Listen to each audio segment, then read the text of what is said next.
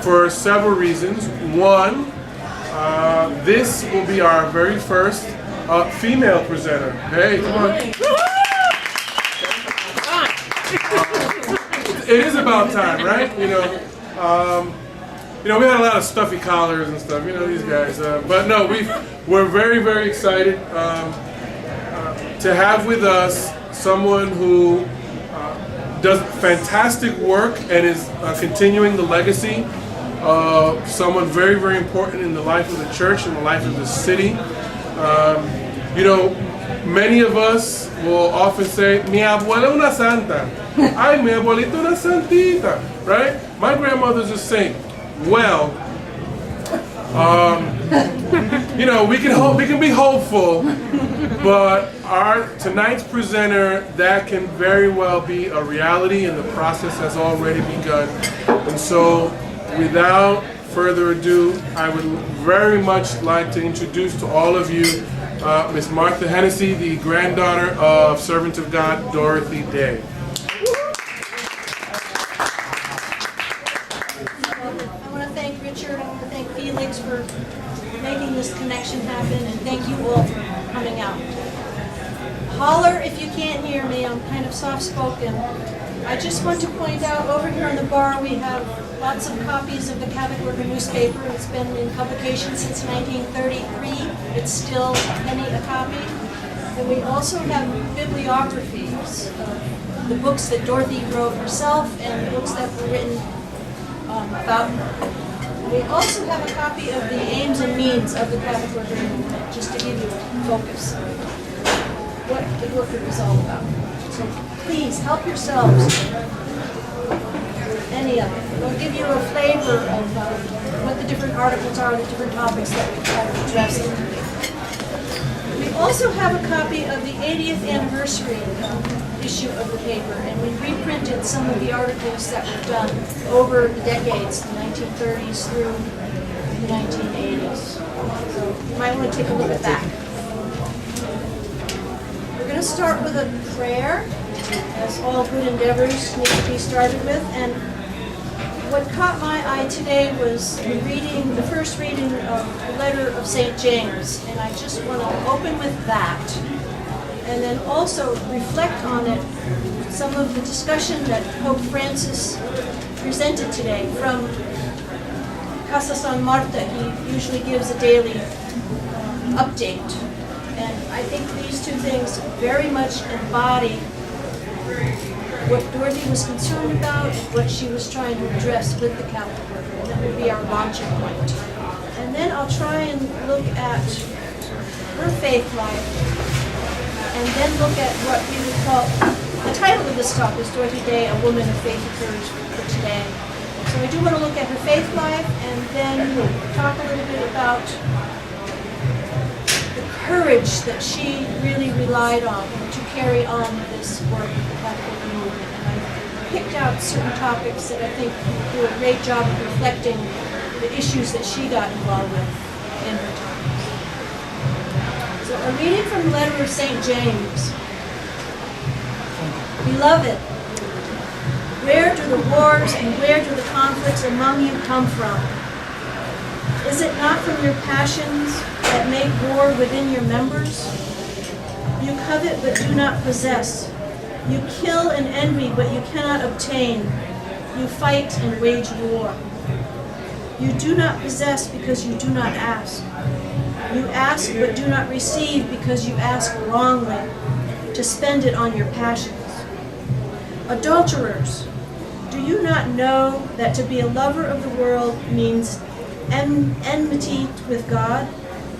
Therefore, whoever wants to be a lover of the world makes himself an enemy of God. Or do you suppose that the Scripture speaks without meaning when it says, the Spirit that He has made to dwell in us tends towards jealousy? But He bestows a greater grace. Therefore, it says, God resists the proud, but gives grace to the humble.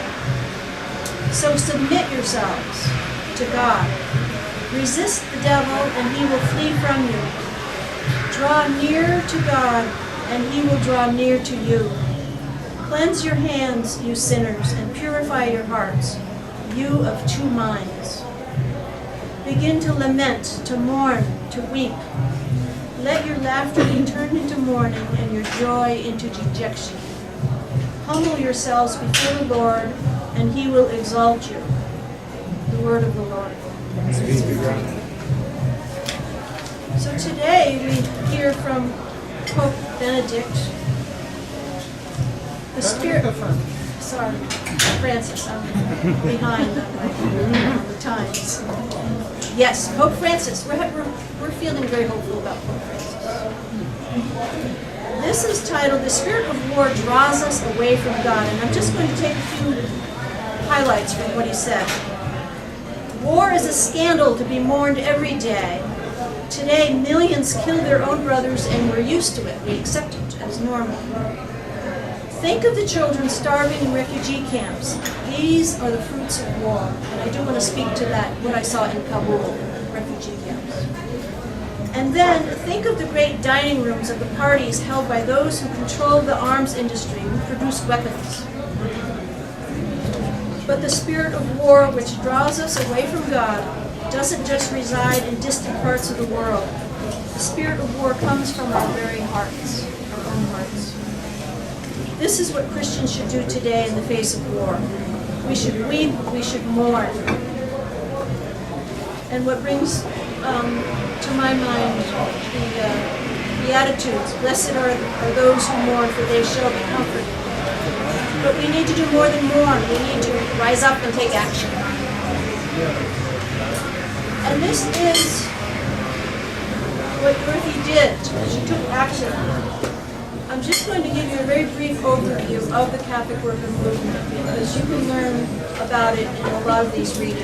You can read her books. There's a lot that's been written about it. I feel like I have to shout, sorry. The Catholic worker movement started in 1933.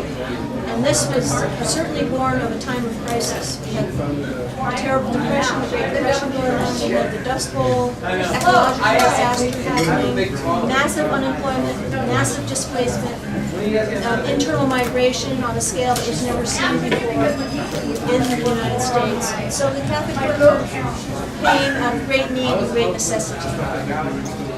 And I think that this story is a very beautiful story about a very beautiful woman and her conversion. And it's a very mysterious thing, this conversion. She talks about giving birth to a child by mother as being a very pivotal point in her life with her conversion. And she was certainly immersed in the incredible history of New York City. She was born in Brooklyn. Catholic worker movement, the houses were started in Lower Manhattan. And so, we're just having our 80th anniversary this year. And there are probably 200 communities around the country in a lot of the major cities. The houses were very much started in the poor neighborhoods of the cities because that's where the need was greatest. And now we have houses in several countries around the world as well. And I think what has really helped the movement to maintain its longevity is the great diversity and the great tolerance that's allowed within the communities. There's no head of this movement.